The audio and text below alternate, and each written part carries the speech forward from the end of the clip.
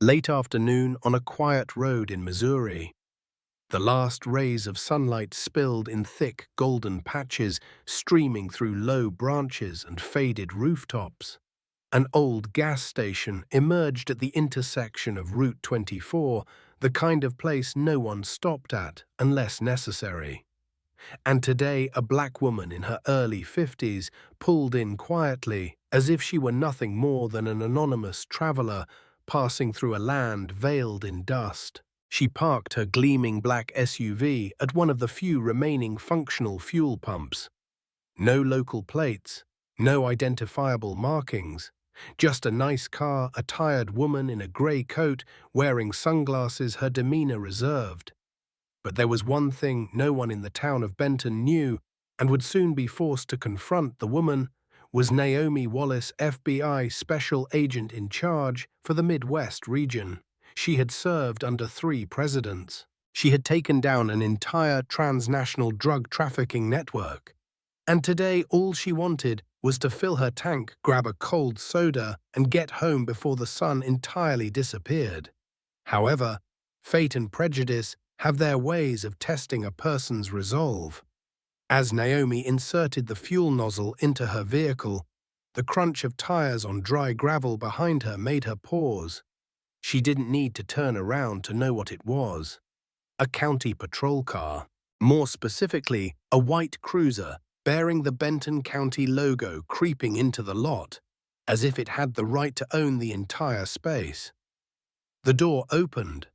A white man stepped out, tall, shaved on both sides with heavy boots and the gaze of someone used to exercising power without needing a reason.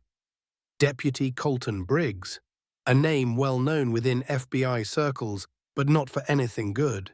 Naomi didn't turn her head. She continued pumping gas carefully, keeping her left hand relaxed at her side, eyes fixed on the rearview mirror. Her posture did not show fear, only readiness. Each breath steady, like she was aligning her pulse with the storm she knew was coming. "Lost, are you?" His voice dragged deep and slow, deliberately emphasizing each word. Naomi turned her head slightly, her hand still on the pump handle. "Just getting gas," she replied, voice soft but not weak. Calm, in control. Briggs glanced at the SUV like it didn't belong there, then looked down at her skin color. He didn't hide the suspicion in his eyes, as if her presence was reason enough to be questioned. "Let me see your ID," he said mockingly, with no apparent reason, no violation, just because he felt like it. Naomi looked directly at him, unwavering. "Am I permitted to know the reason, Deputy?" The question wasn't defiant. It was a test. Briggs smirked. "Out-of-state plates. Someone like you driving this, a little odd." Each word rolled out like an unproven accusation. Naomi calmly removed her wallet from her coat pocket and handed over a standard ID, which was not her badge yet. Briggs snatched it and looked at the name like it annoyed him. "Naomi Wallace," he read slowly. "What exactly are you doing in Benton?" His voice shifted, no longer a question, but an interrogation. His eyes looked at her as if she didn't belong here, as if the name Wallace should never have made it to this soil. Naomi didn't avert her gaze. "As I said, getting gas. If there's nothing else, he'll continue." And in that moment, a brief silence, even the air seemed to pause to see what would happen next. Briggs stepped closer, his chest almost touching hers. His gaze is provocative. "You've got an attitude, Wallace. I don't like that." Then he shoved her. Naomi's right shoulder slammed into the car door. The nozzle slipped, fuel spilling onto the ground. She staggered, grabbing the doorframe to avoid falling. "That wasn't necessary," she said, her voice firmer. But Briggs wasn't finished. He bent into her car, rifling through the glove box without question or permission. Receipts, sunglasses, and a protein bar were thrown to the ground like trash. Naomi held her composure. "Registration is at the top green folder," she said. He found it, crumpled it in his hand, turned around, and then kicked her hard in the left shin. A single kick, simple, cruel, unprovoked. The sound of the impact echoed hauntingly across the empty parking lot. Naomi fell. Her knees scraped gravel embedded in her skin. Her grey coat was now dusty, but her face showed no weakness, only resilience carved like stone. Briggs stepped back, grinning. "That's where you belong." Then he turned and walked off as if he had just discarded trash on the road. He didn't know that just a few more steps and his entire career and the protection network behind him were about to collapse. Naomi didn't stay down. She pushed herself up, not because of the pain, but because her belief wouldn't let her remain on the ground. From a corner of the gas station, a 17-year-old boy, a part-time store worker, stood still, phone in hand. The camera trembled slightly, but the image was clear. He had recorded everything. Naomi glanced at him, her eyes delivering an unspoken message. "Keep the evidence. Don't let anyone erase it." Naomi stood there for a long moment, holding onto the car door, her breath uneven. The pain in her leg began to spread her knee, swelling, blood seeping through a tear in her jeans. But there were no tears in her eyes, no anger, only focus cold and sharp as a scalpel. She bent down, picked up the discarded ID, and brushed off the dust with her fingertip. Just then the phone in her coat pocket vibrated. Naomi pulled it out and glanced at the screen. A familiar line of text appeared. "Secure Line Ops Director Olson." Without hesitation, she brought it to her ear. Wallace speaking. A voice came through instantly urgent, but not panicked. "Naomi, we just received a geo alert from an unregistered body cam feed. Did something happen in Benton?" Naomi looked up in the direction the cruiser had disappeared into the haze. Her face hardened, her voice steel wrapped in velvet. "Yes. I was assaulted and kicked in the leg. No reason." He searched the vehicle without cause. A civilian recorded everything. "Send me everything on Deputy Colton Briggs. Disciplinary history, internal complaints, partner list, all of it. Now." A pause on the other end. Then, "On it." Naomi ended the call without frowning or complaining. She slipped the phone back into her pocket, straightened up, limped back to the pump, and screwed the cap on the fuel tank as if nothing had happened. The movement was slow, firm, and utterly composed. Across the lot, the teenager remained frozen, his face a mix of worry and confusion. Naomi walked toward him, each step slicing through the thick silence of the summer evening. The boy lowered his phone hands, trembling slightly, but he didn't run.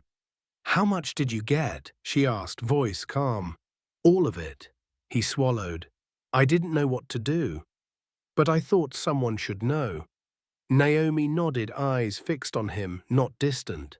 Just one adult with blood seeping through her jeans, speaking to a teenager who had just stepped into the truth. "You did the right thing. Keep that video safe and send it to the press, to everyone. Don't let it disappear." He nodded. For the first time, his eyes touched real courage, not from movies, but right before him. Naomi turned back to her car, walking slowly but steadily. Her left cheek was smudged with dirt, her leg seizing with every step, but her hand was held steady as she opened the door. She sat in the driver's seat and took a deep breath, not to ease the pain, but to calm the fire within her. As her fingers touched the steering wheel, the cold leather against her palm reminded her this wasn't the first time, and might not be the last. But this time would be different. Naomi opened the bag on the passenger seat and pulled out a separate encrypted phone for critical use only. The screen lit up with 3 options. She tapped the third internal action Tier 1 request. A window popped up. Severity level, she typed only 3 words. Systemic complicity confirmed. Next window, target of investigation. She wrote Deputy Colton Briggs, Sheriff Darlene Sutter Benton, County Command Structure, send. Within minutes in Washington, the machine had begun to move. Naomi knew the game had just been set in motion. Briggs thought he had taught a black woman a lesson. What he didn't know was that she was the one who rewrote the rules. Just a few hours after leaving the gas station, Naomi pulled into a small roadside diner. Harlan's Diner, a place too old for digital menus, but quiet enough for her to sit upright, wrap her bruised knee in a cold towel, and plan her counterattack. She sat at the last table facing the window, holding a hot cup of black coffee as if the warmth might soothe the swelling bruise beneath the fabric.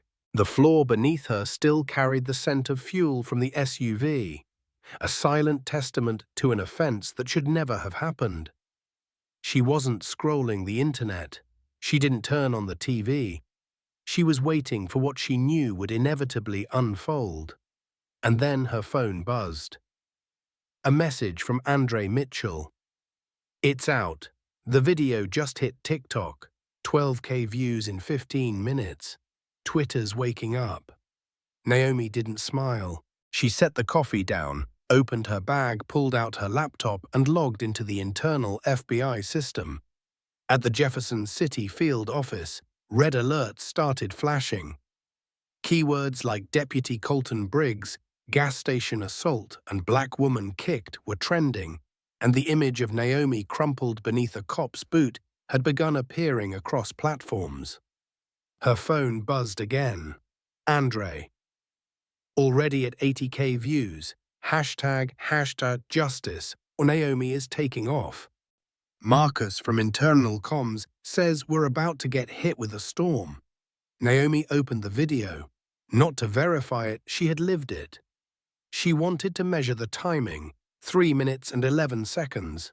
From Briggs' first stare to the kick to his hissed laugh, like some conquering brute. His behavior, his tone, his habitual disregard for human worth all laid bare like an unsigned indictment. But what made her stop wasn't seeing herself fall. It was the shaky but determined camera angle from the boy who recorded it. One hand was filming and the other was curled in fear, but he didn't flinch, didn't run. Naomi typed a message to Andre, "Find the boy's name, protect the witness. Don't let him be dragged into this the dirty way." Outside the diner, a TV set in the corner began broadcasting breaking news. Viral clip shows disturbing use of force by Benton County deputy against unidentified black woman Naomi was no longer anonymous. The media hadn't named her yet, but she knew it was only a matter of time. Her phone lit up again. Andre Marcus wants to know, "Do you want to go public?" Naomi typed back a short line, "Not yet, let the system sweat first." She knew if they found out right away that the woman kicked to the ground was a regional FBI director, they'd brace for impact. They'd close ranks with a hollow apology, suspend the deputy for 48 hours, issue a templated statement, then file it all away. But if they didn't know who she was, they'd reveal their whole nature, and that nature that's what she was targeting. In Washington, internal messages began to ripple. In Missouri, a group of law students started editing rebuttal videos.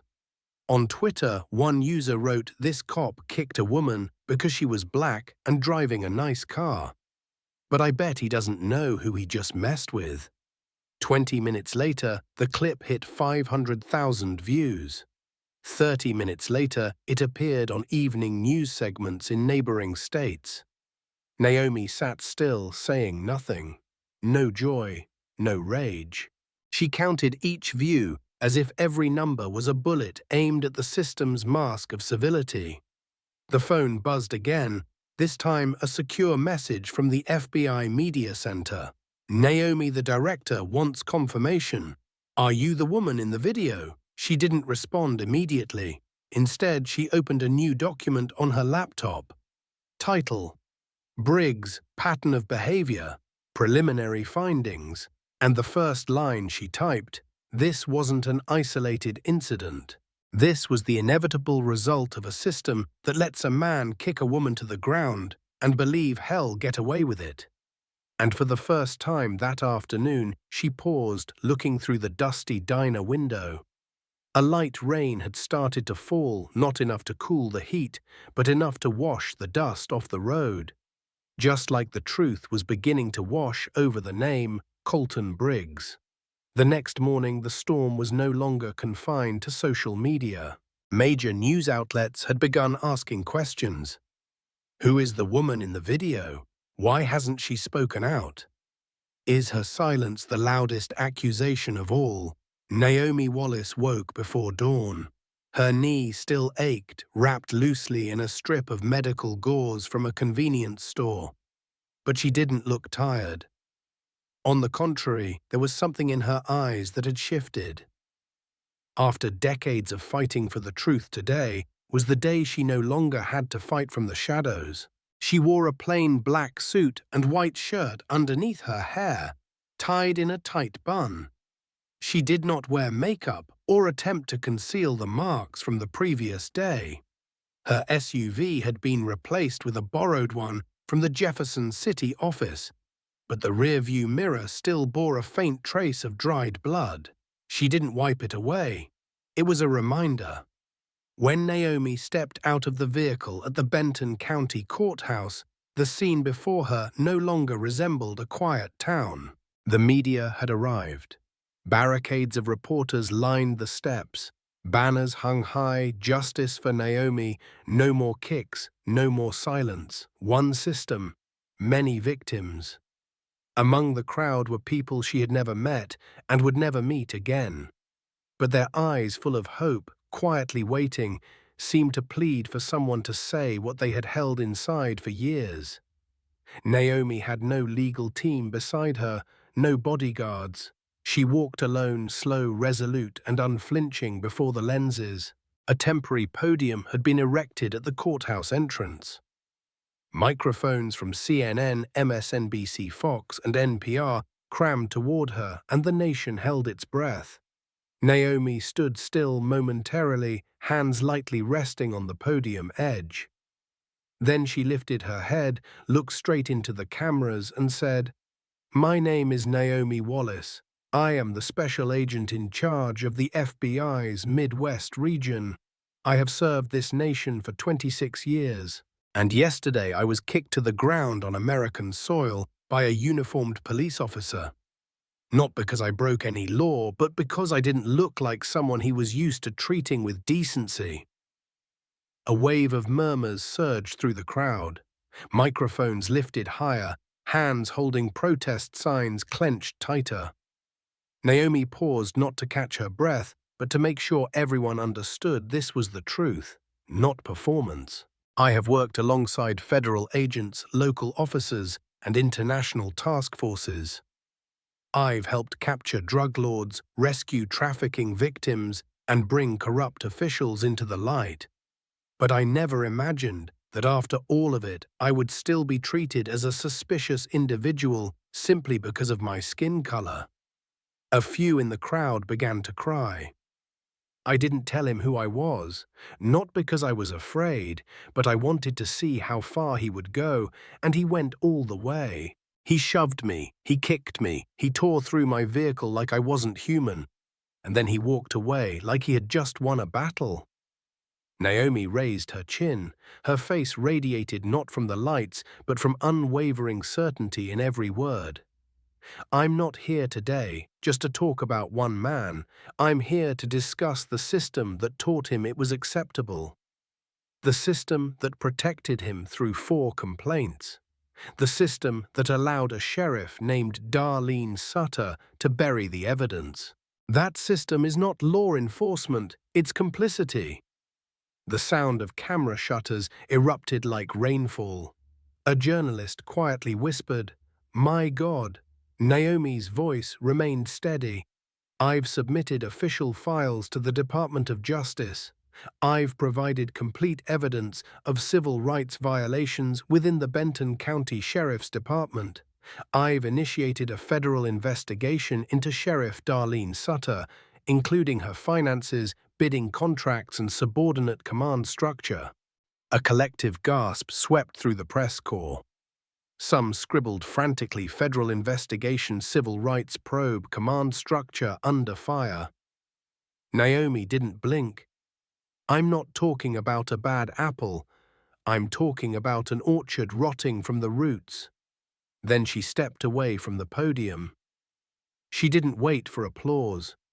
She didn't wait for validation, but the crowd erupted. They didn't just clap, they roared. "Naomi, Naomi, this is justice. We see you.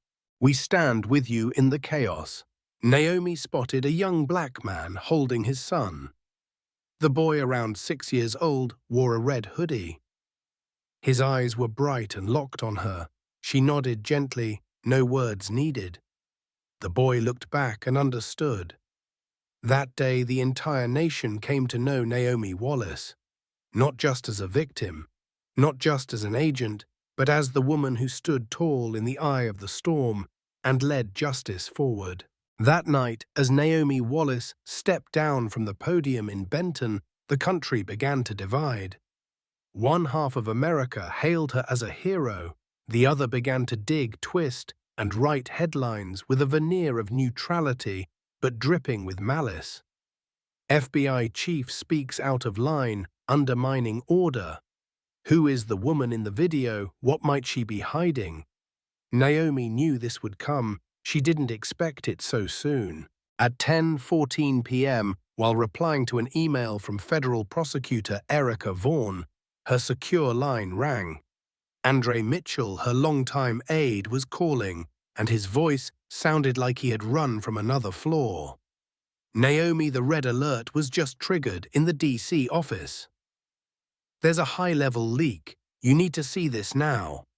A file attachment popped up in her encrypted inbox. Naomi opened it and her chest tightened. Temporary suspension notice. Effective immediately.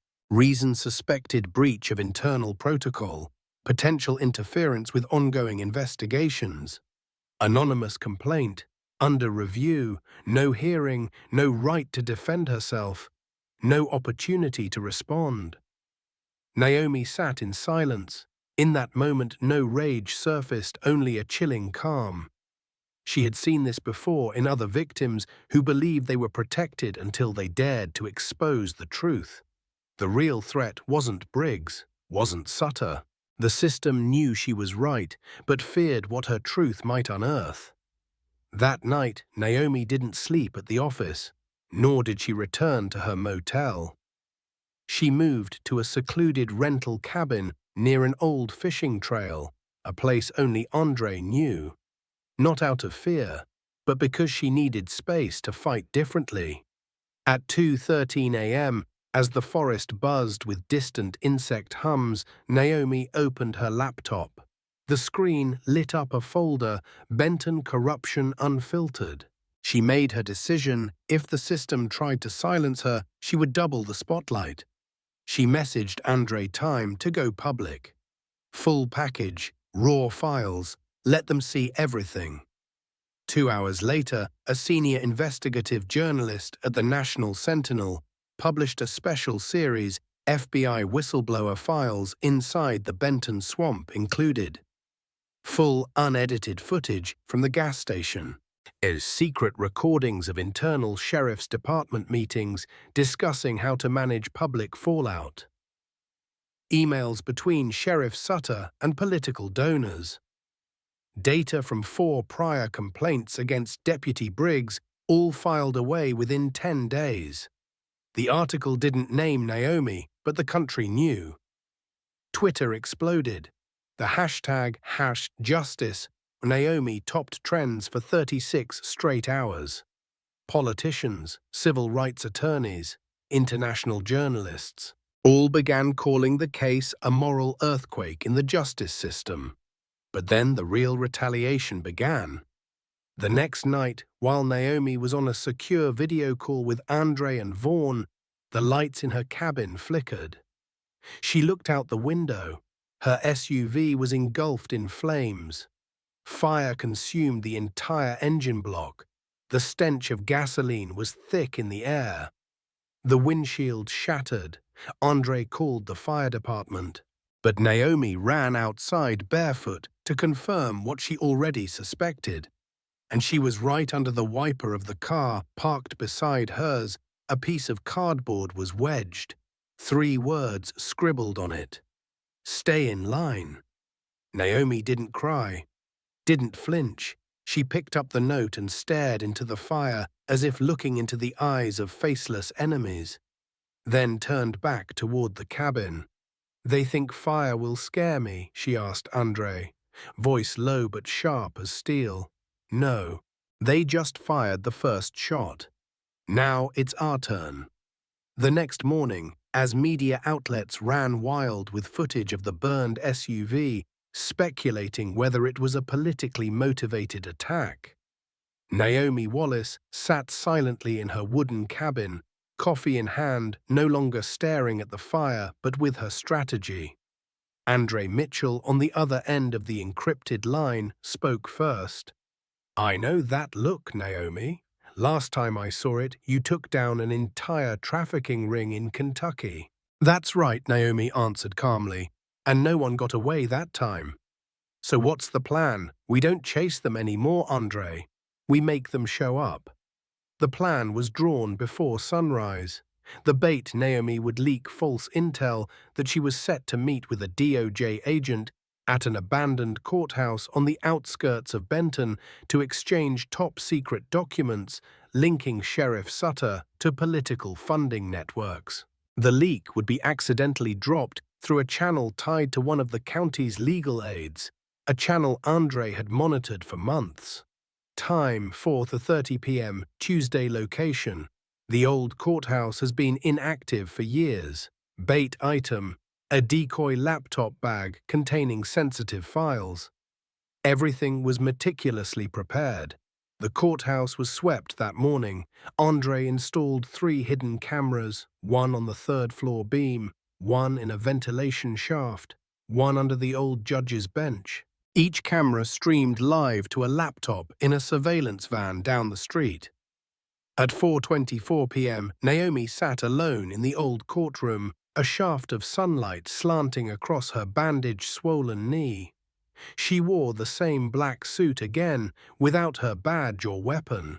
A decoy document bag, real enough to tempt, was neatly placed on the table. Andre, wearing a headset, sat in an old surveillance van parked 1 block away, binoculars trained on the courthouse's side entrance. To 37 p.m., an unmarked SUV arrived. 4:39 p.m. 3 figures stepped out, 2 men, 1 woman, no uniforms, no badges, but Andre recognized them immediately. Sutter's people. They didn't knock. They kicked in the side door. Their footsteps echoed up the creaky wooden stairs, each thud like a countdown to a courtroom turned inside out. Naomi didn't move. When the 3rd-floor door burst open, the lead man lunged in as if to seize the documents. Another scanned the room, eyes darting like a lens looking for hidden cameras.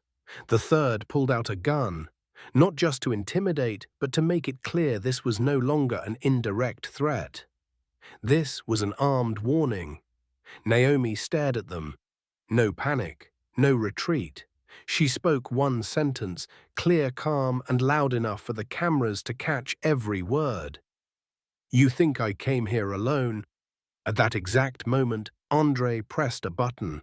A tactical FBI unit entered from the main floor below, facing the intruders head-on. Uniforms clear, weapons drawn. "FBI, drop your weapons. Hands on your heads." The group froze. No escape, no excuse left. Naomi stood up, stepped forward, and pulled a still-recording audio device from inside her coat. "You have broken into a federal building, armed, and threatened a federal agent involved in an active investigation. I don't know who sent you, but you're about to name them." Andre entered last, eyes sweeping over every piece of equipment, every corner, then nodded to Naomi clean. Nothing missed. 1 hour later, at the Internal Affairs Command Center, Naomi uploaded the full audio and video footage to the FBI Inspector General's office and the Department of Justice. At the same time, she posted a short 30-second clip to her encrypted public channel. A shadowy figure spoke in the audio voice, frustrated tone unmistakably revealing she needs to be erased. Got it. If we let her keep talking, everything collapses. No name, no face, but enough to detonate another firestorm. Naomi didn't smile. She didn't need to, because by now the entire nation understood this wasn't just a story about a kick at a gas station. This was a covert network trying to bury the truth. And Naomi Wallace was the one placing them on the operating table. The next morning, Naomi sat at a wooden desk inside a temporary safe house. Her laptop was open. On the screen, a sprawling relationship chart she and Andre had built over the last 3 days. From Deputy Briggs to Sheriff Sutter to Benton County's Internal Finance Board, and now a name that kept repeating in emails, contracts, and leaked notes. Warren Ellison, state senator from Missouri, former cop, a veteran spokesman for law and order, publicly known as the guardian of traditional values. But in Naomi's files, Ellison wasn't just guarding tradition. He was guarding a broken system at any cost. Andre walked in, slamming a thick folder onto the table. Data from the Financial Oversight Agency.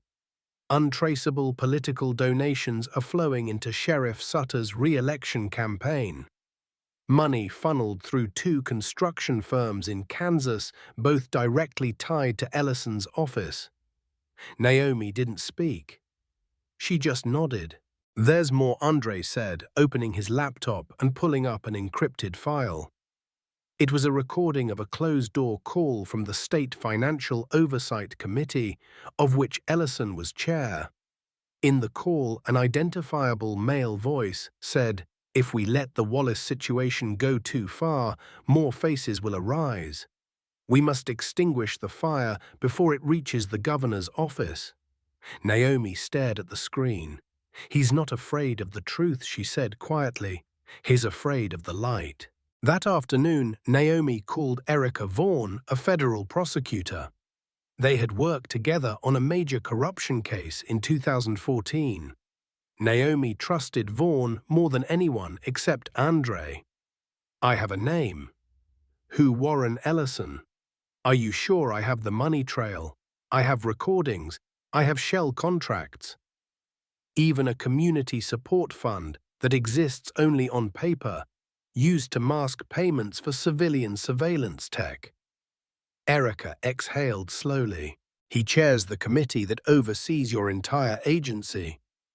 If you bring him down," Naomi cut in her voice like a blade slicing air, "I'm not bringing him down. I'm dismantling him." An emergency strategy was laid out.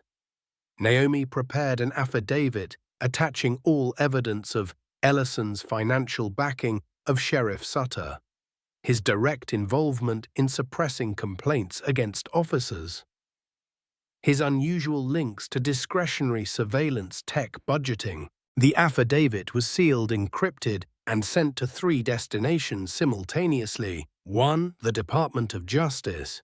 2. The Office of the State Inspector General. 3. An independent investigative journalist in St. Louis, someone Naomi knew wouldn't back down. 4. 48 hours later, the headlines exploded nationwide. State senator tied to police shielding network. FBI confirms investigation. Oversight. Chair may be key architect of abuse cover-up. Warren Ellison refused to answer questions. His office locked its doors, redirecting all inquiries to an emergency communications team. Naomi only glanced at the headlines. She didn't read the comments. She didn't appear on television. She didn't need the spotlight. She needed the shadows to maneuver. That evening, Andre uncovered a new audio file leaked by someone within Ellison's inner circle. Another whistleblower, disillusioned and fed up. In the recording, Ellison's voice said, "If Wallace still stands, the whole system falls. If she keeps speaking, None of us is safe. Handle it before the next legislative session." Naomi listened in silence, then opened a new document on her laptop. Title: Operation Chainbreaker, a campaign to sever the chain of power. And in that moment she understood Briggs was the kick, Sutter was the barrier, Ellison was at the door, but someone else had built the entire house. That afternoon, an unmarked envelope with no return address was slipped under the cabin door. Inside, a memory card. A handwritten note, as the one Ellison bows to. Naomi plugged the card into her laptop. A stream of surveillance images appeared. Senator Warren Ellison is seated in an upscale restaurant across from an unidentified man.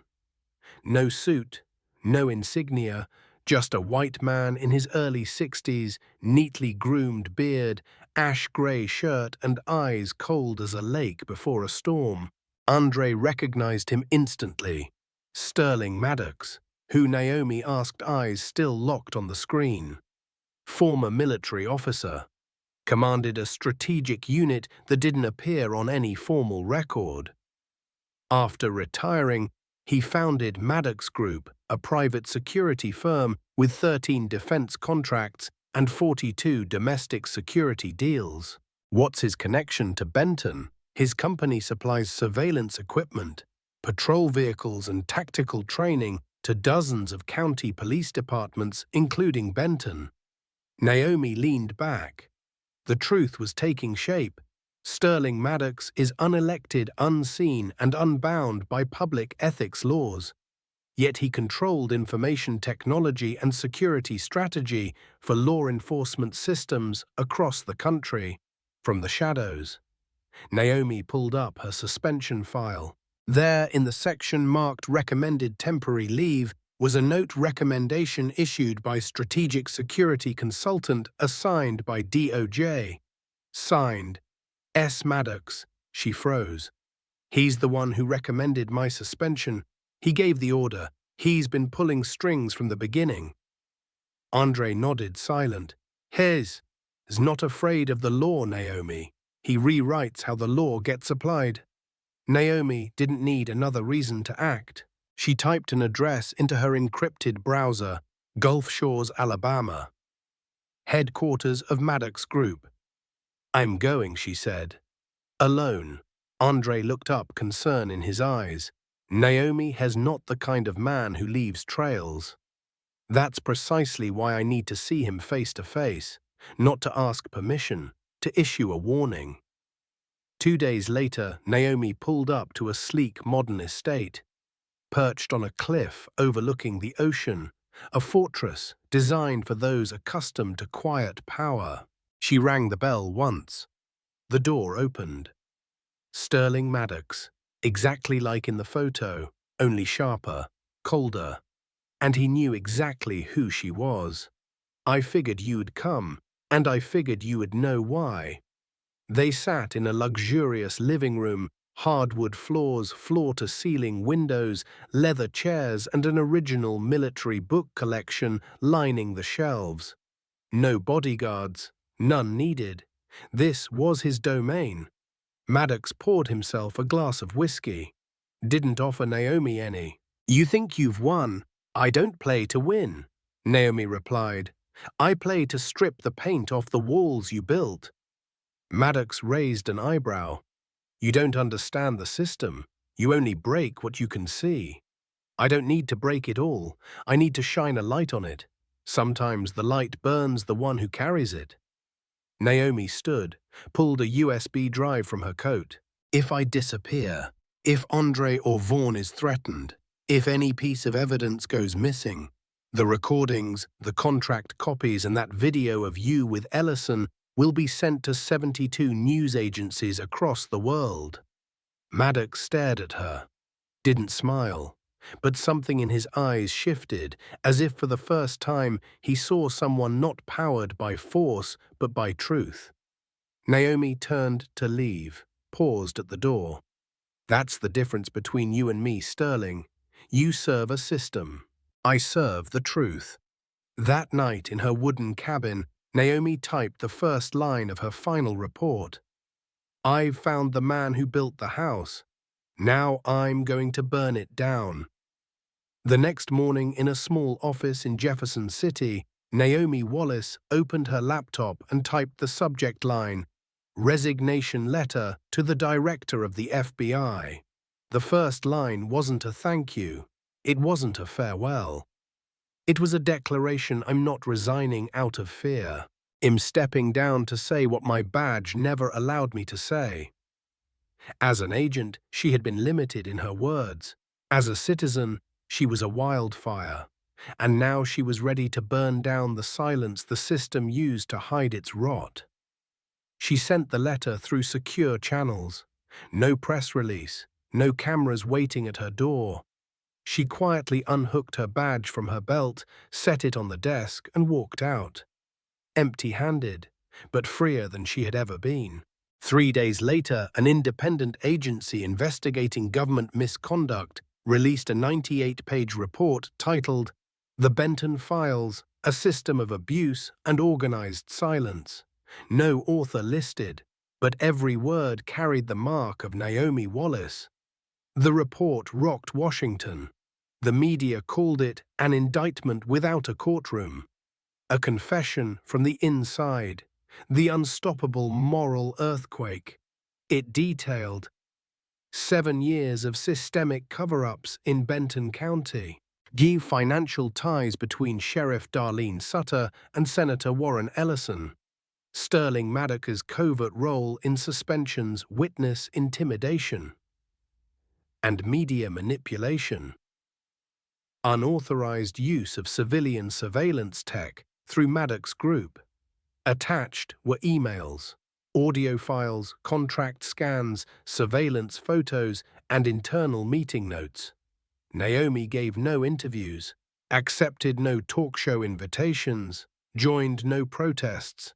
She made only one appearance at a Senate hearing. Naomi spoke there across from politicians who had once shaken hands with Ellison and dismissed inconclusive complaints. In a grey suit, hair tied up, bandaged knee still visible, she said, "No one pushed me down more than those who sat beside me in internal meetings. And no one stayed quieter than those who swore to defend the truth. I didn't stand up just because I was attacked. I stood up because the system assumed no one would remember that kick after 24 hours. And I'm here today to prove them wrong." The chamber went silent, not because there was nothing to say, but because for the first time they were forced to listen. That night, Andre sent Naomi a video. The boy who filmed the gas station assault is now at the center of media attention. But in the clip, he didn't speak about the incident. The boy only said one sentence to the camera: "I don't know anything about justice. I know. When a woman still stands even after being kicked down, she doesn't need to be called a hero, she needs to be believed." Naomi watched that clip again and again. No tears, but in her eyes was something else. The stillness of someone who had done what was right. No applause, no podium, just a world changed, even if just a little. 3 weeks after the hearing, the arrests began. 6:07 a.m., Monday, federal agents knocked on Sheriff Darlene Sutter's door. She was handcuffed in front of her husband, still in her bathrobe, hair unbrushed. 8:40 a.m., same day, Deputy Colton Briggs was arrested in front of his parents' house. He shouted that he was being set up, that this is all political, but the cameras don't lie. That afternoon, Senator Warren Ellison's office was locked down. He wasn't there. A plane ticket out of Missouri had been purchased using a secondary account. He was arrested at a remote lodge in Montana under a fake name, holding a bottle of liquor and a crumpled newspaper. When they cuffed him, he didn't resist. He bowed his head as if he had known this moment was coming for a long time. Meanwhile, in Benton, something quiet was changing. The old police department sign was removed. A temporary investigative office was set up. The ignored complaints, scribbled neglected, we are now treated as serious evidence, page by page. And the one who had started it all wasn't there. Naomi Wallace didn't stand before a crowd, didn't give a victory speech, didn't ask to be acknowledged. She sat in her cabin by the woods, replaying the first clip, the one where she was knocked down at the gas station. Only this time, she didn't watch the kick. She watched the moment she got back up. The media called her the woman who brought an entire system to its knees. Some politicians labeled her the one who burned herself alive with truth. And Naomi, she didn't need to be called anything. All she cared about was the result. And the result had come. Sterling Maddox was under investigation. His company's government contracts have been suspended. A statewide audit of all private police partnerships was launched. A new legislative proposal. The Wallace Act requires every county police station to publicly disclose its funding sources and internal complaints, regardless of whether there is sufficient evidence. And then, on a quiet June afternoon, Naomi returned to where it all began. The old gas station, now refitted with new signage. Fresh tile flooring, no more dust, no more bloodstains, no more Briggs. But beneath a tree near the parking lot, a small brass plaque had been placed. Not large, not showy, just one line engraved. A woman was knocked down here, but she stood back up. Naomi stood before that plaque for a long time. She said nothing. No one took photos. No one reported on it. There was only the wind, the sunlight, and the silence of something right being done. On the way home, she received a message from Andre. The Senate just passed the Wallace Act, 89 votes in favor. Naomi smiled, not a proud smile, but the smile of someone who knows that light may be slow, but it always finds its way. And if you're hearing this story, maybe you're somewhere feeling left behind. Maybe you've thought I'm too small to change anything. But Naomi Wallace taught us one thing. You don't need to be heard to have a voice. You don't need power to demand justice. You need not bow down. And when you stand up, you don't just change your place in the world, you change the direction of the world around you. Naomi didn't do the extraordinary. She just refused to step back from what was wrong. And sometimes, that's enough.